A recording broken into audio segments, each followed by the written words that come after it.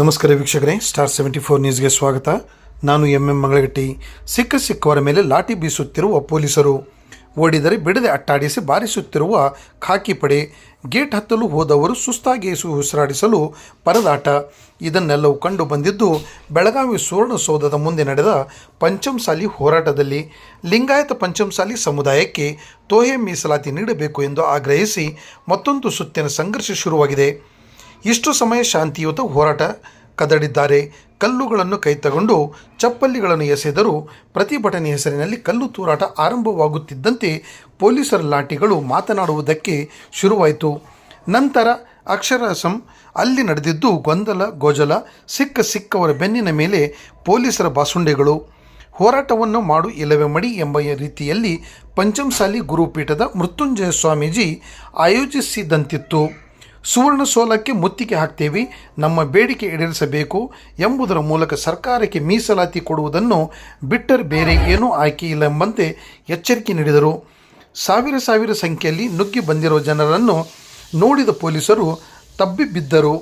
ಶಾಸಕ ಅರವಿಂದ್ ಬೆಲ್ಲದ್ ಅವರನ್ನು ವಶಕ್ಕೆ ಪಡೆದಿದ್ದಾರೆ, ಸ್ವಾಮೀಜಿ ಅವರನ್ನು ಬಂಧಿಸುತ್ತಾರೆ ಅಂತ ಗುಂಪಲ್ಲಿ ಗೋವಿಂದ ಅನ್ನೋ ಹಾಗೆ ಜನರ ನಡುವೆ ಕಿರಿಚಾಟ ಶುರುವಾಯಿತು.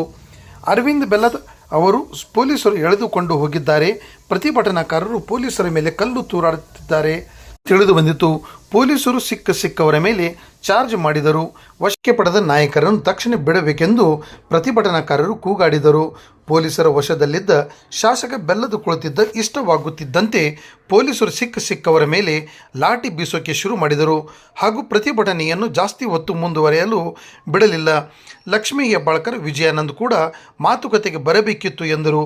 ಶಾಂತಿಯುತವಾಗಿ ನಡೆಯಬೇಕಿದ್ದ ಪಂಚಮಸಾಲಿ 2A ಮೀಸಲಾತಿ ಪ್ರತಿಭಟನೆಗೆ ರಣಾಂಗಣವಾಯಿತು.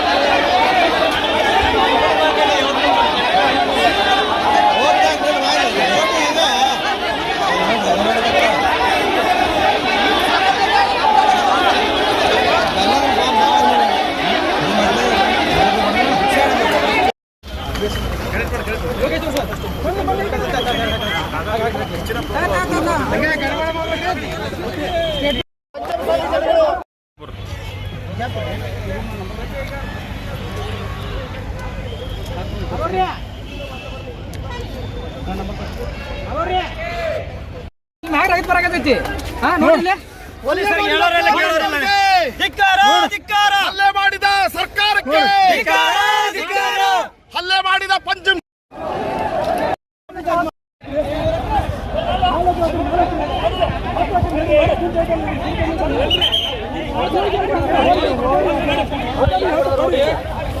ಬಾರ್ ಮುಡಿಯತ್ರಿ. ನೋಡ್ರಿ ಇಲ್ಲಿ ನೋಡ್ರಿ, ಇಲ್ಲಿ ಮನಕಾಲ ಅನ್ನದ ಹೆಂಗ್ ಹೊಡೆದಾರ ನೋಡ್ರಿ. ನೋಡ್ರಿ ಇಲ್ಲಿ ರಗತ್ ನೋಡ್ರಿ ಇಲ್ಲಿ ಹಿಂಗ್ ಹೊಡೆದ್ರಿ ಏನ್ರಿ ಅದು ಮನಿ ಕೊಡಕ್ ಹೊಂಟಿ ನಾವು. ಈ ನಮನಿ ಹೊಡೆದ್ರ ಎಲ್ಲಿ ಏನ್ ಜಗಳ ಮಾಡಕ್ ಹೊಂಟಿ, ಸ್ಟ್ರೈಕ್ ಮಾಡಕ್ ಹೊಂಟಿ. ನೋಡ್ರಿ ಸರ್, ನೀವು ನೋಡ್ರಿ ಇಲ್ಲಿ ಈ ನಮನಿ ಹೊಡೆದ್ರ ಹೆಂಗ್ರಿ ರಗತ್